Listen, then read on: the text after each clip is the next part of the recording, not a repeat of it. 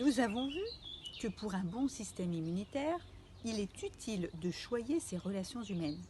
Un autre élément très utile se trouve du côté de notre assiette.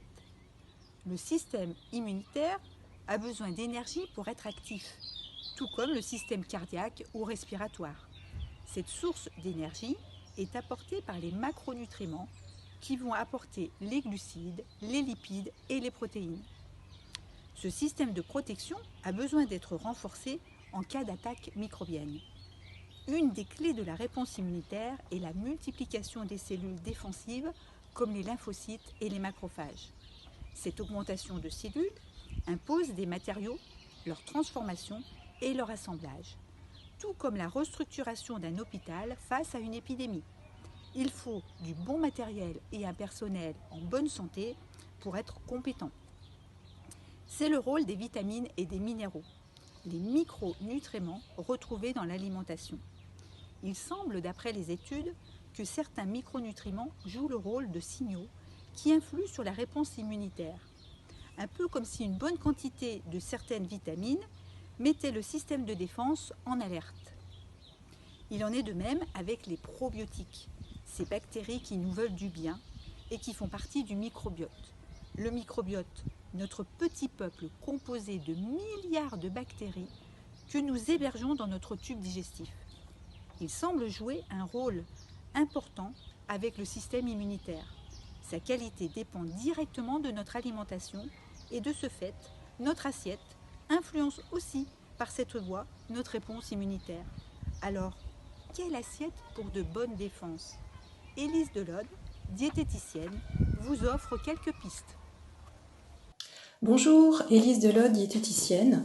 Je vais vous parler des aliments qui interviennent dans notre immunité.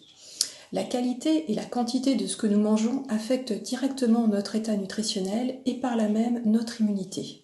Chaque jour, nous avons besoin d'apporter à notre corps l'énergie ainsi que les minéraux et vitamines dont il a besoin. L'énergie est amenée tout d'abord par les glucides, essentiellement d'absorption lente comme le pain et les féculents.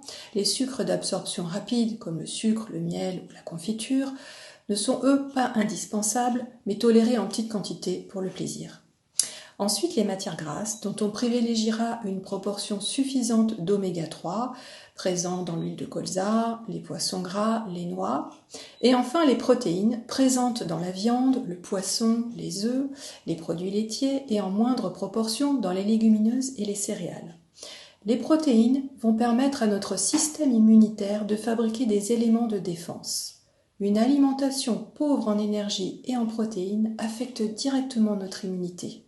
A contrario, un excès de calories et ou d'alcool affaiblit la réponse immunitaire de notre organisme.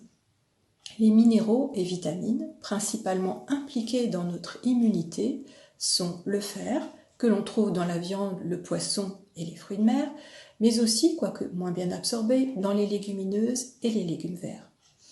Le zinc, principalement présent dans le germe de blé, la viande et les fruits de mer. La vitamine C, essentiellement présente dans les fruits et plus particulièrement les agrumes. La vitamine D que l'on retrouve dans les poissons gras, le jaune d'œuf et les produits laitiers non écrémés. Cette vitamine a également la particularité d'être synthétisée par notre peau sous l'action des UV. Une bonne immunité passe aussi par la bonne santé de notre flore intestinale. Pour cela, il est important de consommer régulièrement des aliments fermentés tels que les yaourts, la choucroute, le kéfir, mais aussi les aliments qui contiennent des fibres, car celles-ci vont nourrir nos bactéries intestinales.